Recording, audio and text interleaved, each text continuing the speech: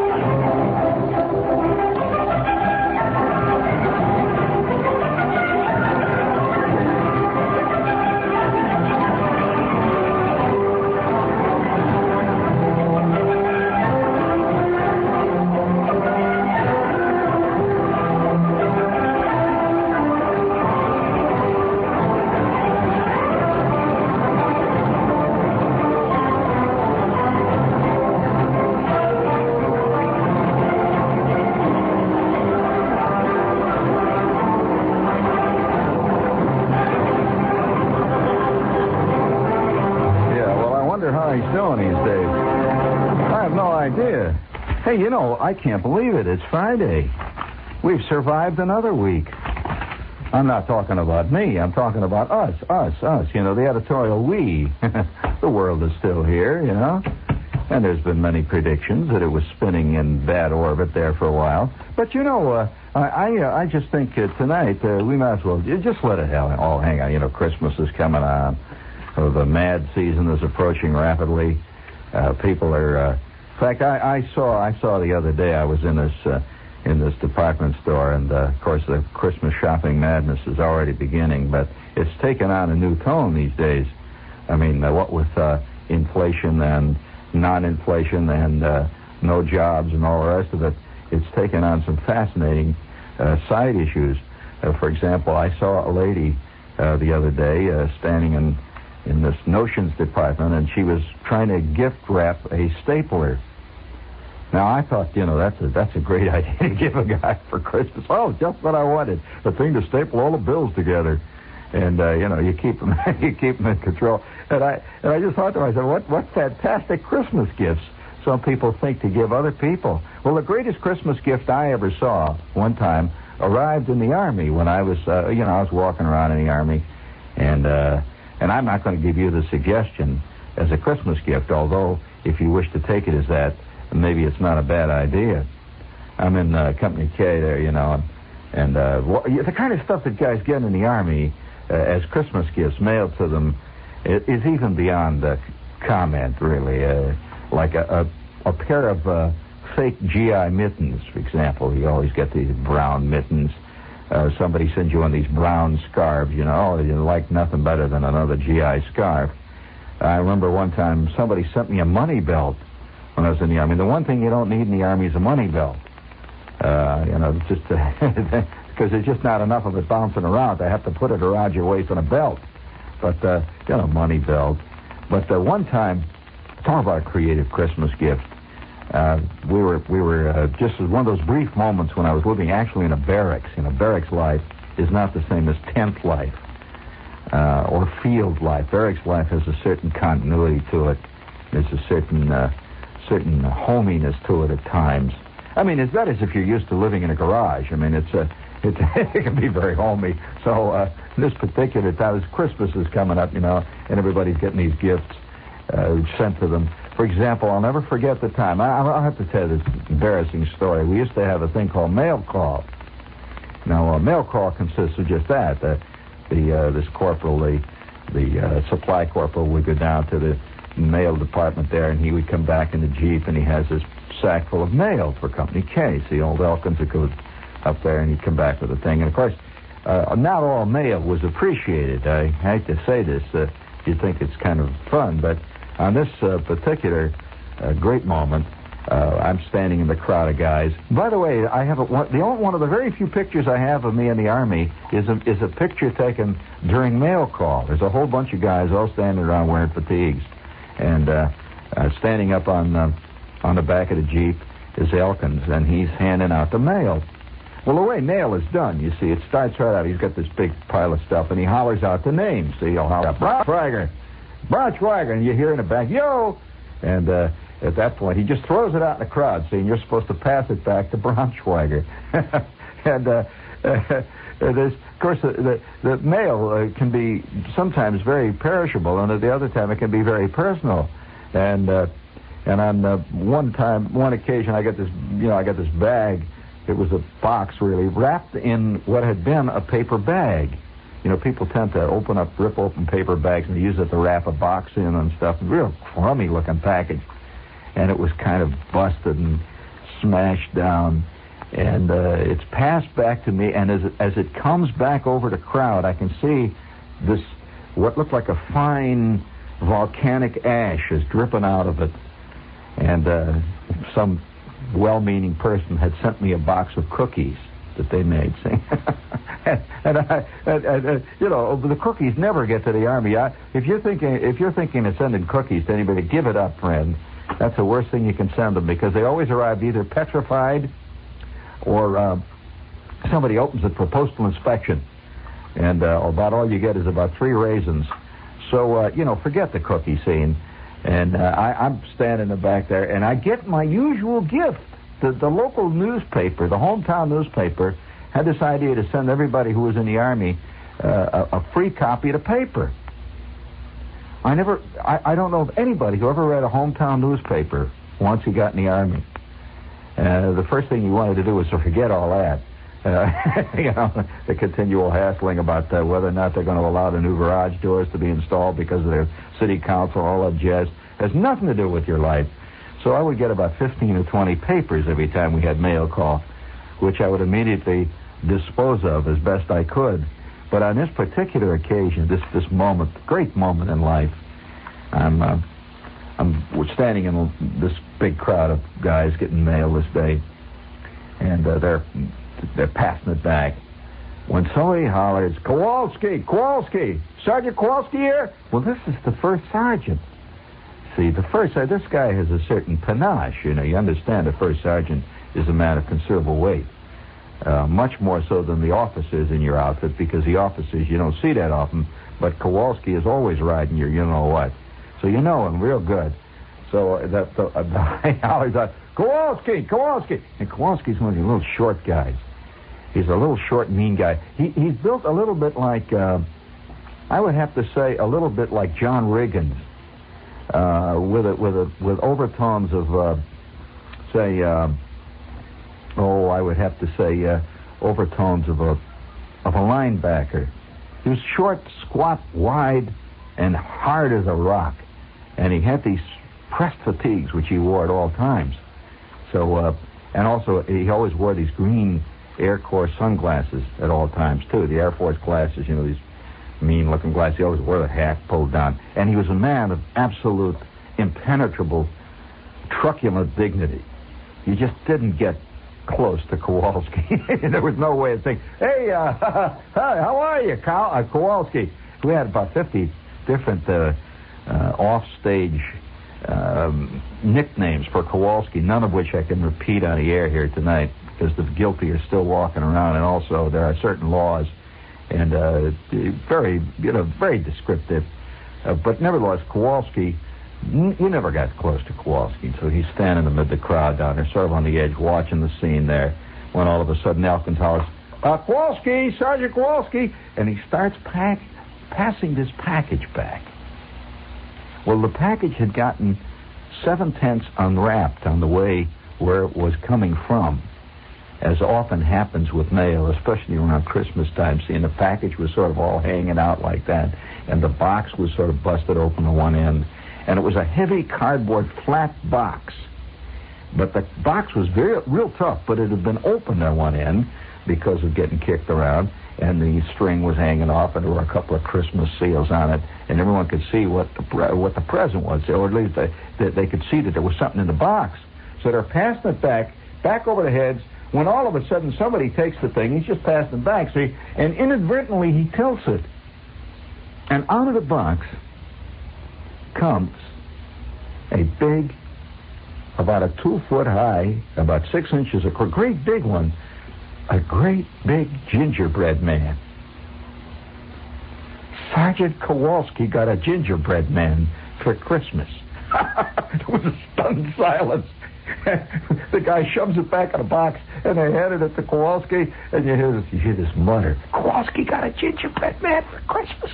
Sergeant Kowalski. That's like, hearing that, say, Godzilla, the monster, just got a Shirley Temple doll for his birthday. You know, I mean, he got a gingerbread man, hey? And so you hear in the crowd somebody hollers, can I have a bite, Sergeant? How about let me have a bite of the foot, huh? Oh, it's purple. He says nothing. See, he takes the thing, he sticks it under his arm, and as he walks away, you can see it hanging out. The head is hanging out. It's got these little raisin eyes, and it's got little gold things where the ears are. You know, these little candy things that make the ear, and it's got a little Santa Claus hat on it. Sergeant Kowalski got a Santa Claus gingerbread man for Christmas. Friends, don't make a mistake like that. You may have your... Oh, yes, it's like discovering that the chairman of the board got a set of pink bunny slippers from his grandmother for his Christmas gift, and that just doesn't make it very well with the let's say the image. But on this particular this Christmas, I saw a really inspired Christmas gift arrive. I mean, inspired. In the tent, there was gold. Let's see, there was Goldberg in the tent. There was Gas, who was in the tent with us. There was, we had the Elkins, used to spend some time in our tent. Zinsmeister, me, we had his tent. And we used to go in and out of the tent. See, the tent was nice and warm. You know, it had a certain warmth to it. We had the stove going all the time. And there was a guy that was assigned to our tent for about, 3 or 4 months. And you're sitting, a big, tall, skinny guy. And he kept his own counsel. And he was enigmatic. He didn't say anything to anybody, and nobody said anything to him. He was just there. And he was passing through the company. He was on his way to another company someplace, and he was assigned to us for a while. There's always guys in life that are on detached service, no matter what life it is. I mean, some guys belong in certain offices, and other guys don't. And you can sense it, can't you, Corny? I mean, the permanent personnel, you sense, right? And so this guy was just passing through the company. We knew it. He knew it. There was very little contact. And he'd sit on his footlocker once in a while and write a letter. And he always put on these big black-rimmed reading glasses to write. I mean, here was a guy about 19. He's wearing these big, fat reading glasses. He looked very distinguished writing away there. And he'd get mail once in a while. And it looked like he was always getting official kind of mail. We used to get mail, that was kind of smudgy. I'd get mail from, like like a girl I knew back home, and you could tell she wrote this to 42, maybe 52 other guys, So there's the kind of stuff you didn't pay much attention. He got envelopes that would come, brown envelopes with masking tape over the back, with typed labels. I mean, obviously this guy had some kind of a thing going back home. It was much more official than we had, And once in a while, you'd see him making a call from the PX, He'd get out and make a call. And he's always putting a call to what he called, euphemistically, the office. The office. Imagine a guy in the Army calling the office. This is WOR, New York. Fellas, I'll be right back. I have to make a call to the office. A few things I have to straighten out. I mean, they call the office. Before we go any further, please, hit the button. Harriet, will you look at these prices? How are we going to manage our Christmas presents this year? Oscar, I've been thinking. Why don't we give books as Christmas presents? Honey, that's a great idea. Uh-huh. Books do make wonderful Christmas gifts. And when you buy your books from the Barnes & Noble Sale Annex, you get a lot more for your money because all our books are always marked way, way down. For instance, we've got the Charlie Brown Dictionary for only $3.95 instead of $6.95. Emily Post's Book of Etiquette is just $2.95 instead of $7.95. And the Complete Sherlock Holmes, regularly $8.95, is just $4.95 at the Sale Annex. In fact, we've got thousands of books at huge savings all the time. Bestsellers, art books, cookbooks, all kinds of books. They're all at the Sale Annex, right across the street from the main Barnes & Noble store at 5th Avenue and 18th Street in Manhattan. That's the Barnes & Noble Sale Annex for New York's biggest book bargains. Christmas time, anytime. And during December, we're open Sundays from 10 to 4 for your convenience. Well, thank you, gang. He talks very fast and loud. The Royal Shakespeare Company does it again. Oh, buddy, first they gave us Sherlock Holmes, and now London Assurance. According to the copy, the outrageously funny comedy hit, here for a limited engagement through the 12th of January. Perfect holiday entertainment. Clive Barnes said, and we quote, it's enormously funny, a complete charmer. And Doug... Well, that's the way he talks. Douglas Watts of the Daily News said, London Assurance is marvelous. So, anyway, it's gotten good reviews. Get your tickets now to the Broadway's newest hit, London Assurance. Where else? It's at the Palace Theater on Broadway. We're sure at Shopwell. Have we got a beef? Sure, we've got a beef. Of the tender, tasty, juicy beef Shopwell's so famous for. Shopwell's fantastic quality-fed beef. Sirloin steaks, shells of beef, chuck steak, rib roast, fresh ground beef, even filet mignon. All your favorite cuts, all USDA choice beef, and all priced to help you get more while you spend less at Shopwell. You're going to love Shopwell's beef. Am I sure? You can count on it. Shopwell's unconditional guarantee guarantees it. We're sure. You know the standard. Get more of the best when you learn to Shopwell. Yeah, there's a giant beef sale at Date Shopwell. They have these giant beefs. It's tremendous. That's right. Look it up there, Corny. Thank you. I just read the copy. I don't make it up. Giant beef sale. 10, 15-foot high beefs. Unbelievable. They have 700-foot horns. Would you please hit it again?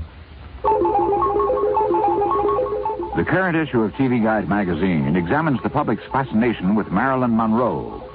As a thinly fictionalized play about M.M. comes to television, TV Guide recalls the woman who, 12 years after her death, is still box office dynamite.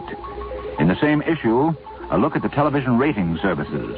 Can 1,200 households be wrong about what the whole country likes on TV? Maybe. But 800,000 families say they're right. A report on the rating services and how they work. This week, TV Guide's cover story profiles Michael Landon. As the star, writer, director, executive producer, musical consultant, and film editor of Little House on the Prairie, Landon's going full tilt. The reasons why make interesting reading in TV Guide, America's biggest selling magazine. TV Guide, on sale everywhere. My name is Ebenezer Scrooge. Have you got a candy for me? Our name is Shraps. And have we got a candy for you? So roll your eyes and pat your tummy. Lick your lips 'cause yum, yum, yummy. Have we got a candy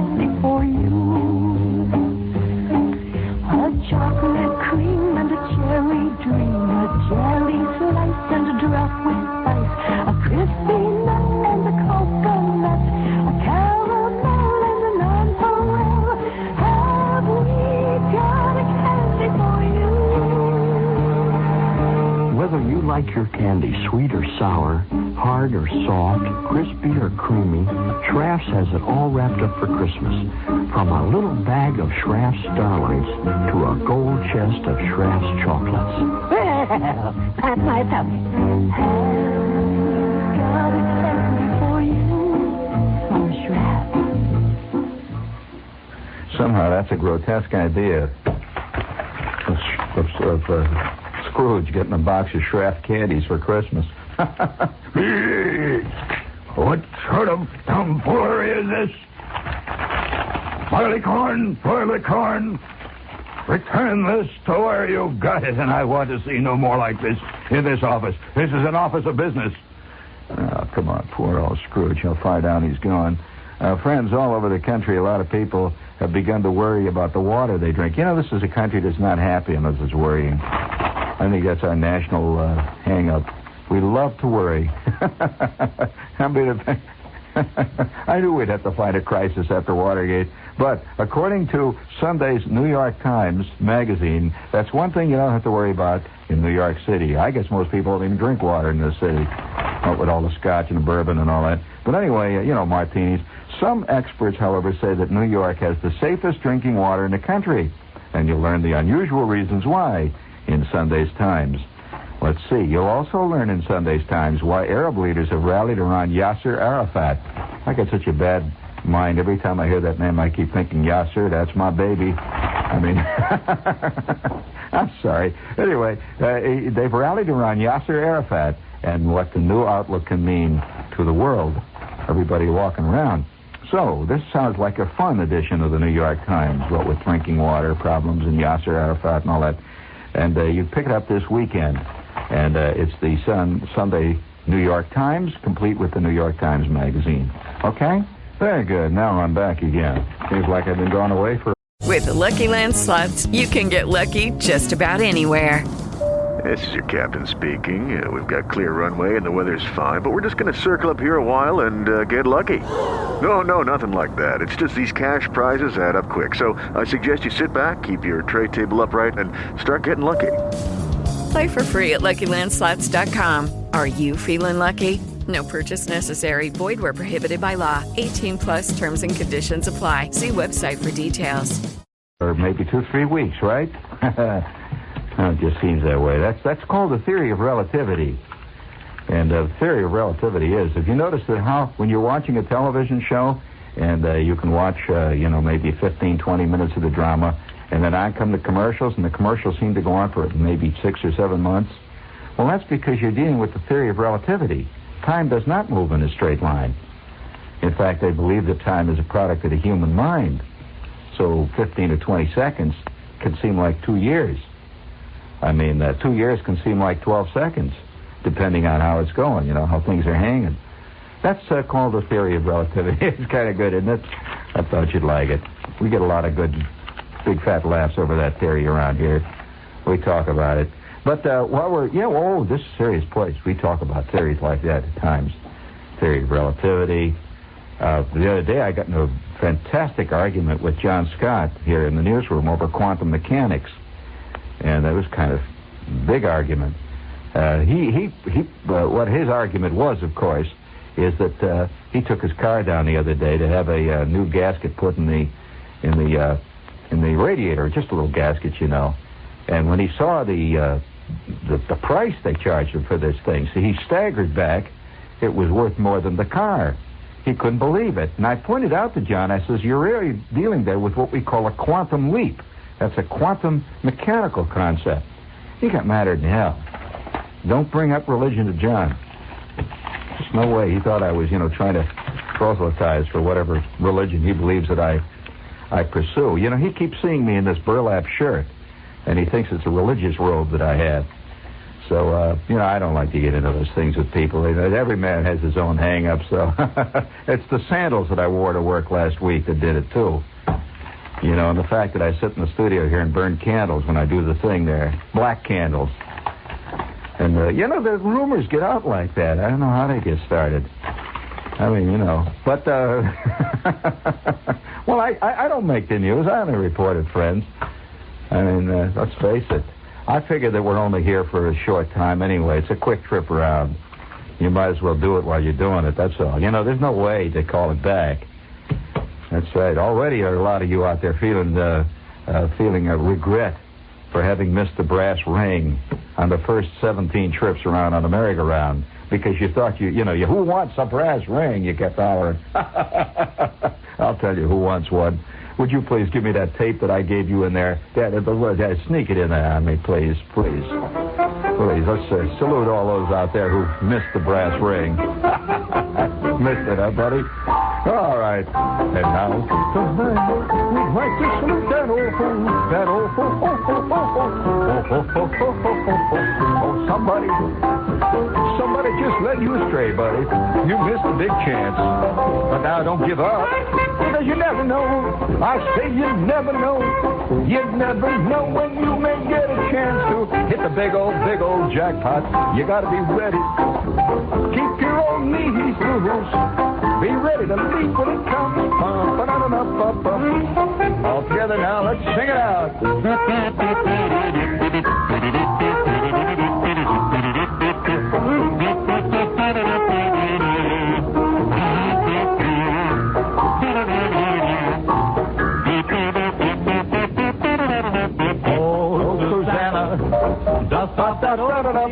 Hold it there. That's enough of that. That's enough. That's enough. This is a very dignified radio station. We don't mess around with that kind of stuff, please. Guy standing there with a checkered vest singing about Oh Suzanne. Get out of here, will you? Fool. Knave. While we're on the subject of knavery, let's see. We have one more warning here for you here, for those of you that are... Excuse me. The Royal Shakespeare Company does it again. First, they gave us Sherlock Holmes. Very exciting. Now, London Assurance, the outrageously funny comedy hit for a limited engagement through the 12th of January. The perfect holiday entertainment. And truly British. All the way down the line. That makes it official theater. And where can you see London Assurance, which has gotten such great reviews from all kinds of diverse people? Get your tickets now. London Assurance at the Palace Theater on Broadway. This is Tommy Makem. I'm sitting in the John Barleycorn, located at 209 East 45th Street, just off 3rd Avenue.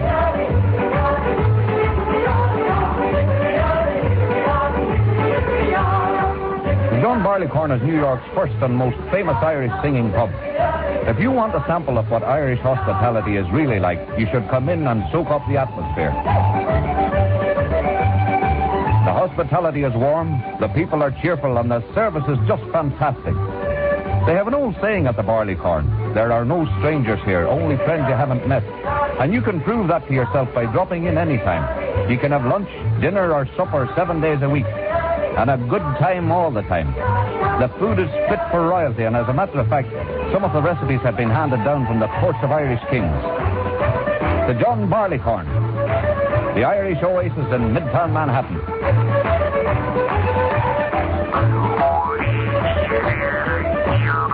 Hey, that was good. Can I have the opening of that again? Just the opening of that, please. You'll. There, here we go. No, listen to this. This is Tommy Makem. I'm sitting in the John Barleycorn, located at 209. Now, wait till they start singing these songs. Just off 3rd Avenue.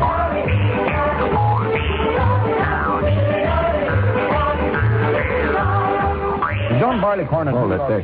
You notice that the Jew's harp goes perfectly with Italian music there they were playing there. Oh, you want to hear what the perfect gift was? Well, all right, I'll tell you the name. I wonder if this guy is listening tonight. He came from New York City, and he was the only GI that I knew. Now, I knew two others, come to think of it, that were from New York City. And this particular guy's name was Goldworm. And, I wonder if he's found. I always liked that name. And he was tall, very, very taciturn type guy.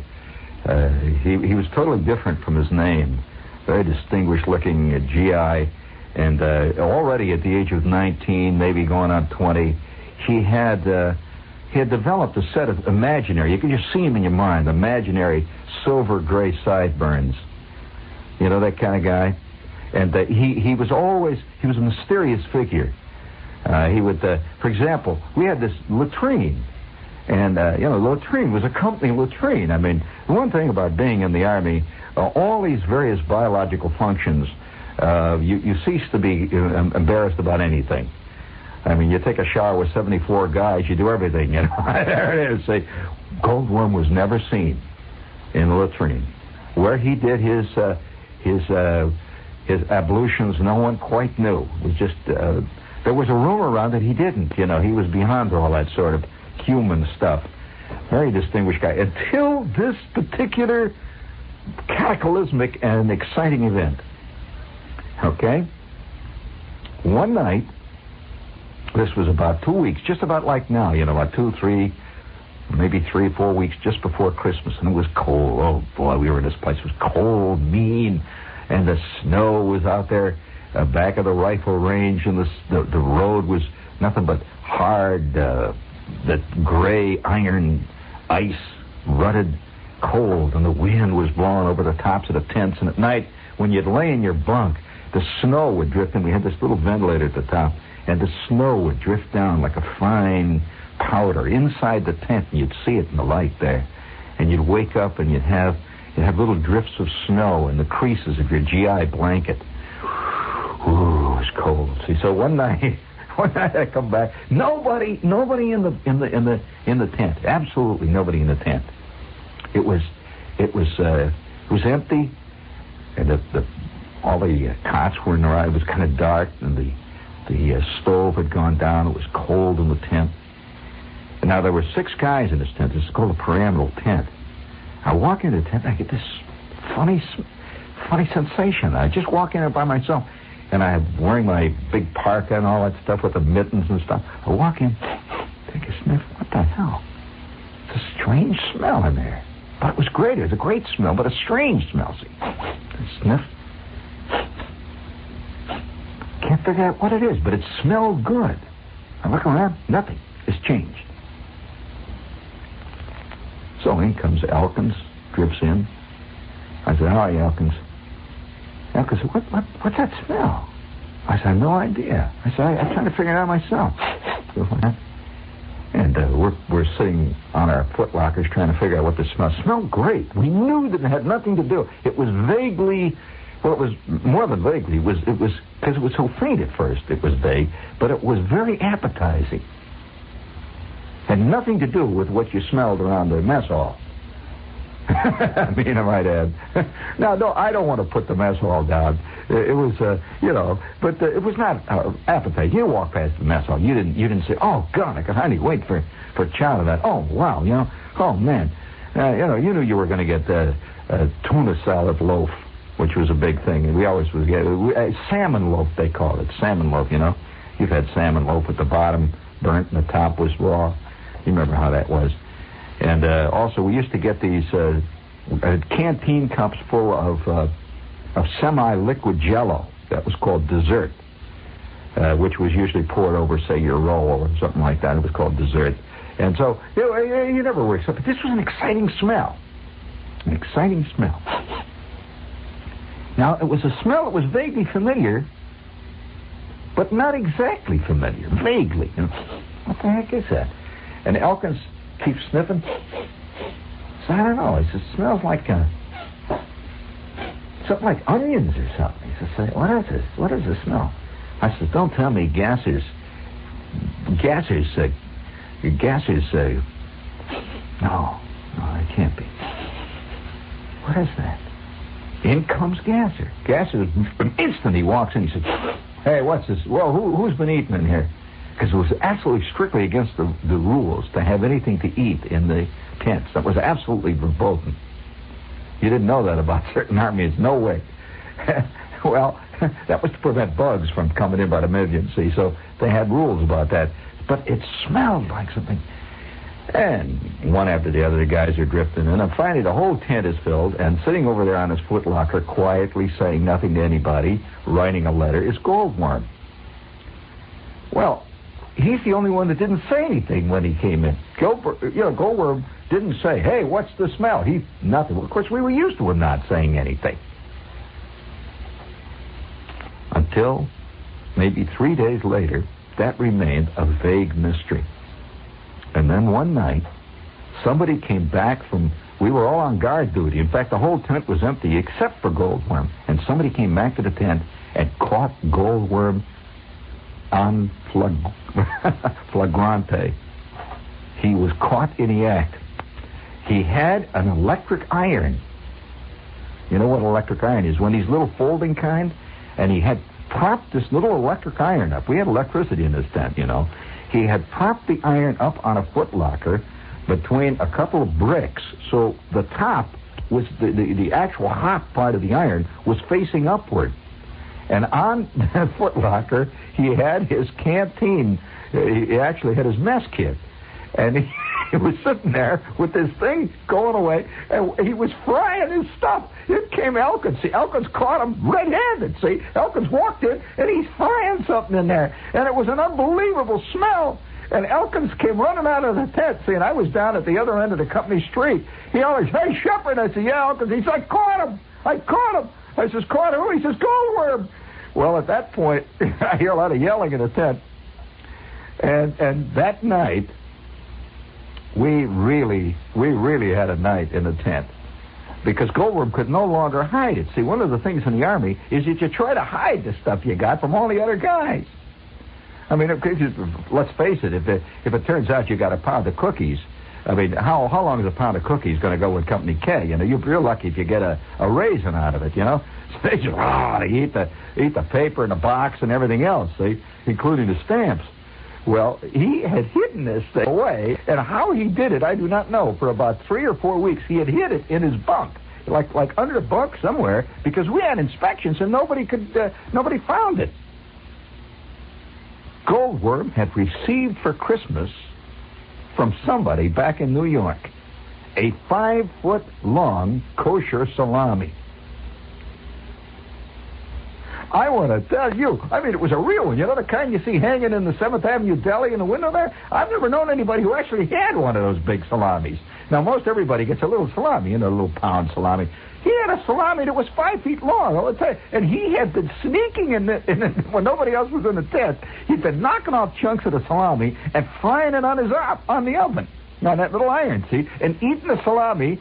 And he would sneak bread in from the mess hall. And he was making these fantastic fried salami sandwiches. And here, all the rest of us were living on salmon loaf with the cold beets, you know, and the Jell-O. Well,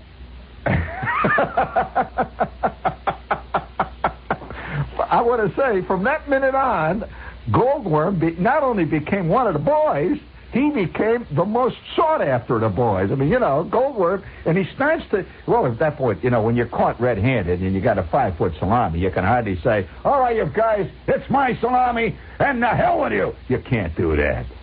Not when you're living in the same tent. Even Goldworm couldn't get away with that. And so every night, after lights out, see, we had this lights out, they'd pop off a cannon, and lights would go out, see? The lights would go out. They just, company street lights out. And if you had a light in your tent that was on, they'd just come along and holler at you. And all right, come on, let's go, you guys, lights out. And we had this light bulb. And so every night after lights out, Goldworm would get out his iron.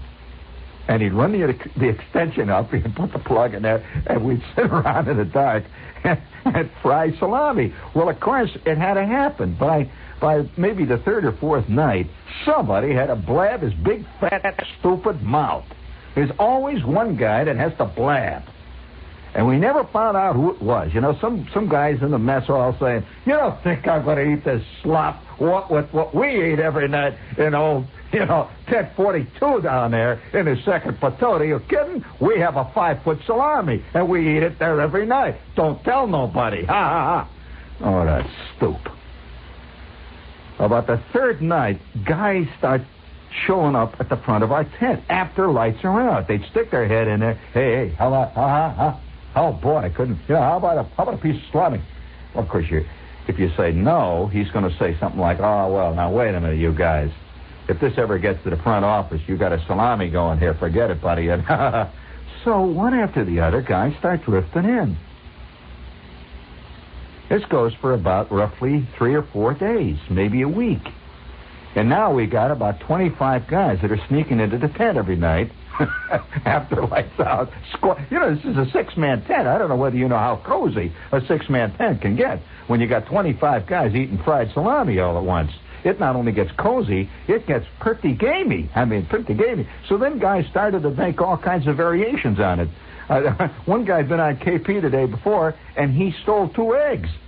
So he brings in the eggs, you know. He says, how about frying me up the eggs over there, Goldworm? And I'll take my salami chopped up in the eggs. Say, don't give me a sandwich. I'll have salami and eggs. Well, of course, that opened up a whole new avenue, you know, salami and eggs.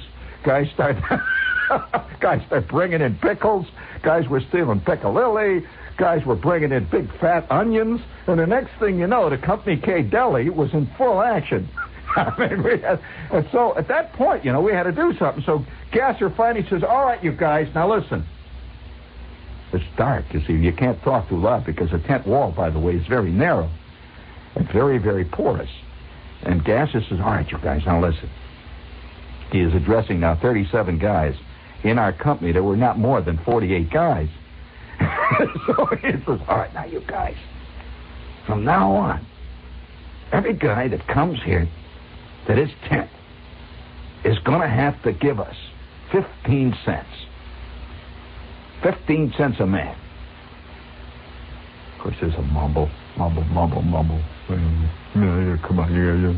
15 cents. No, and if you guys talk about this thing, if you continue to talk like this, we're going to raise the ante to $1 a shot. And every night, it's going to be $30 from this whole crowd. Well, this went for about 3 days until one night we're all sitting around, and we're making money now. And Goldworm is selling the salami. We got a pile of dough, and we're raising money. We're going to buy Cokes and everything else. And one night, it finally happened. It had to happen. I will tell you in just a moment. Well, I want to tell you, I never heard such a great Christmas gift in my life as a 5-foot-long kosher salami. I had never had kosher salami up to that point. And from the minute I tasted kosher salami, I mean, the soft kind of really, I realized that I was sipping at the mother-lode spring of true gustatorial ecstasy. Until that night, the tent flap whipped open, and there, sticking his head in the tent, is Kowalski. All right, you guys. All right, sit, freeze, all of you guys. Who the hell's frying the salami in here? Well, who's frying the salami? We're all sitting there with salami all over our traps. There's 34 guys trapped with the salami. Talk about cool. Old Kowalski says, hand it over. Come on. Hand it over. We passed what was left of the salami from hand to hand. I'd say there was about 1.5 foot left at that point, and that's a lot of salami. We just passed it hand to hand, each lovingly grasping the salami for one brief instant, because we knew that we had had the last salami that we was ever going to have, that we was ever going to see in Company K. We just passed it from hand to hand, and each one shed a silent tear. And then Kowalski says, all right, you guys, at ease. And away he went. And for maybe a month, we could smell salami frying outside the company clerk's office every night. But we never got close to it. This is WOR New York. Oh, no. This is WBAI New York, where it's, 6 o'clock. Time for me to get out of here and make way. Okay, round 2. Name something that's not boring. A laundry? Ooh, a book club. Computer solitaire, huh? Ah, sorry, we were looking for Chumba Casino. That's right, ChumbaCasino.com has over 100 casino-style games. Join today and play for free for your chance to redeem some serious prizes. ChumbaCasino.com. No purchase necessary. Void where prohibited by law. 18+. Terms and conditions apply. See website for details. David's Bridal, where brides and bridesmaids get fabulously dressed. We let our friends pick out what we wear. Show off our dance moves. Obsess over every little detail. Hold your hand through it all. Smile bravely when it's time to let go. Make your dreams come true. The things we do for love. Only at David's Bridal.